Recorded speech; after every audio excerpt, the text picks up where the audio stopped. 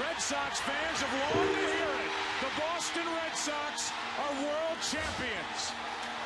Fenway Park's always been a special place for us. Generations have come and gone. And for the first time since 1918, the Boston Red Sox are champions of baseball. We've been a Red Sox family from day one. He just loves the Red Sox more than anything else. Anything to do with baseball, I think, just takes him to an escape.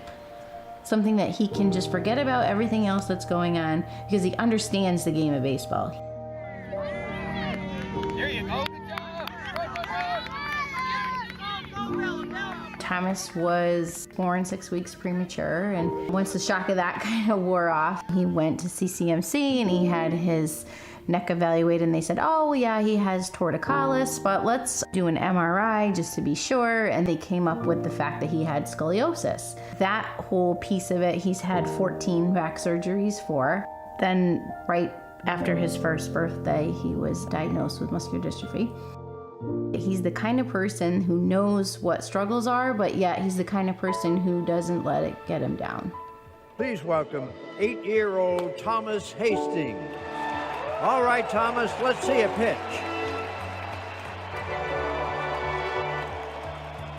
Make-A-Wish's reputation within the muscular dystrophy community is well known. We had some doctors at some points that said, you know, you might want to do this, so we felt this was the right time. We just sat down with Thomas and said, hey Thomas, this is your chance. Whatever you can think of, whatever you can imagine, you can ask for. The one thing that kept coming up for him was a baseball field. He just wanted a baseball field.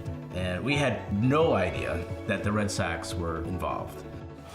I was very moved when I heard about Thomas's wish, and meeting him was just, he's such an inspiration, and the whole family is. And the love they have, not only for the Red Sox, but for each other, and their spirit for life is just very powerful.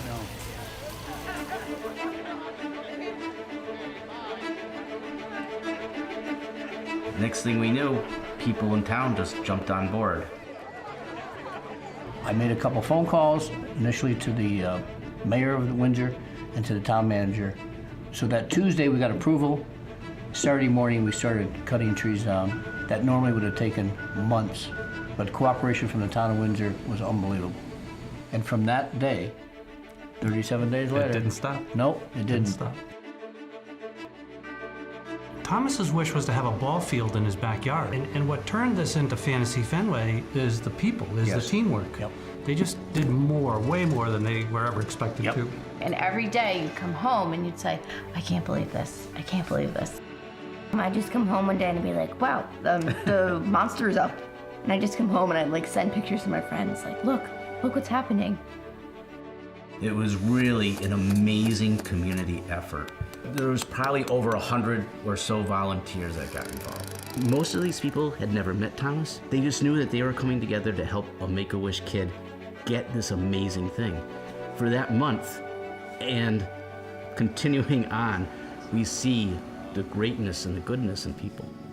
That is what we hear over and over is the power of the wish. And that really was. It was amazing. When you walk into Thomas's Fantasy Fenway, you've walked into Fenway Park, period.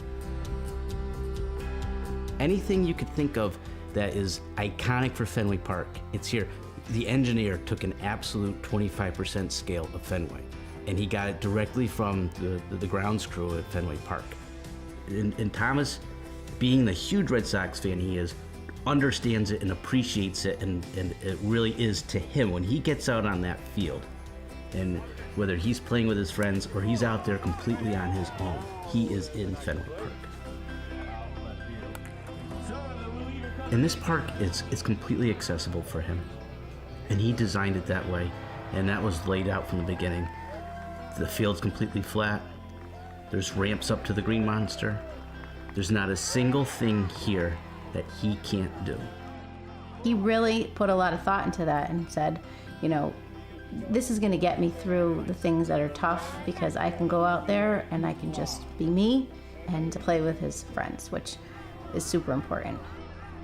I thought it was good, and I thought I did a good job when I was pitching and when I was hitting. I thought that my inside the park home runs were cool, and a lot of people were here, so it kind of felt like a Major League Baseball game. It was very fun.